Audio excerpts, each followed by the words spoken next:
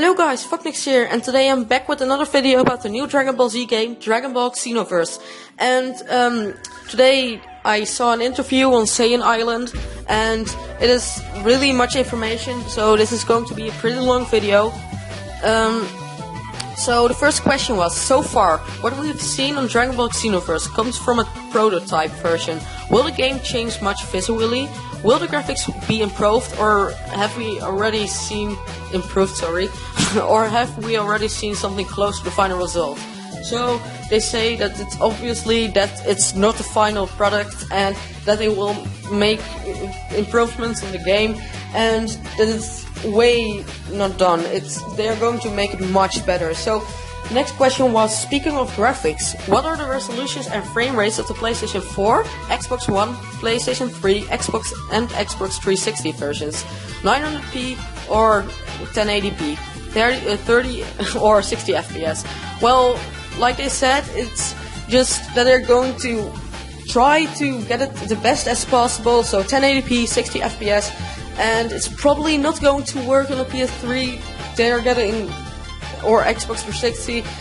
I don't think they're going to reach that, but for the Xbox One and PS4, I really hope they're going to reach that. It would be really cool to see a Dragon Ball game in 60 FPS. Okay, the next question. The number of available characters in a fighting game like Dragon Ball Xenoverse is important for the community. Do you think there will be enough to satisfy fans of the franchise with a substantial roster? Well, they're trying to get as much main characters in the game. So they're trying. This is a game where there are going to be many characters, not like Burst Limits. They had not really that much characters. I think, I'm not sure, this is just what I think, that there are going to be as many characters as Raging Blast 2 or something around that number. Well, next question. There's been a debate on whether this Dragon Ball game mixes combat and exploration. Is this the case? Well, they say it's not only going to be fighting, there's exploration in it as well, so if you ever played the Naruto Storm games, you had like the missions where you could fight and stuff, but between the missions you had like kind of open world, where you could explore the world of Naruto, and you could just go up to a guy and talk to him, and you could accept quests and stuff.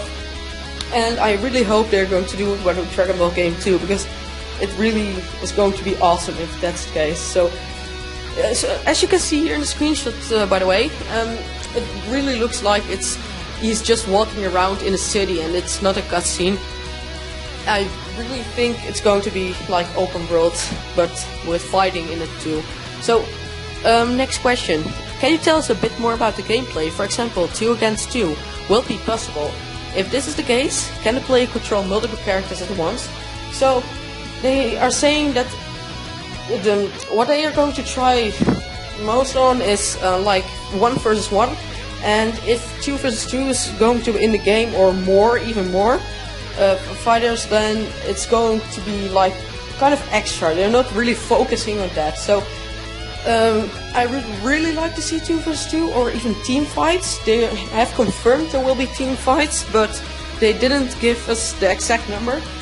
But I would really like to see team fights, because I always liked them in Dragon Ball games. And the question is like, if there's going to be a team battle, is it like Budokai Tenkaichi 3, Raging Blast 2, that the fighters join after each other, so if one is knocked out, the other comes in? Or is it they're all fighting on the same time, like Battle Z? And yeah, I actually hope it's like Battle Z, that there are more characters at once. But next question. Are the stages huge and destructible? Well, they say that thanks to the Havoc engine, it's kind of an engine for them to work on.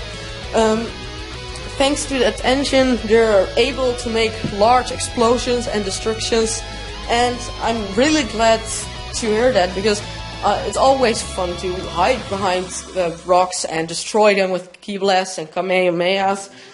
Like Budokai Tenkaichi 3, you have those rocks, you could hide behind them, but if you fight Ki Blasts at them, they would destroy. And in Raging Blast 2, it was even better. If you smashed an opponent into the ground, there was like a giant hole in the ground and rocks flying up.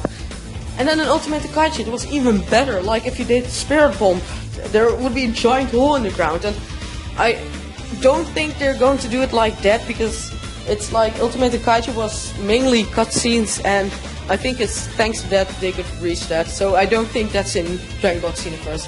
But it would be really great if they had like destructible stages, because it's always fun to blow things up, right?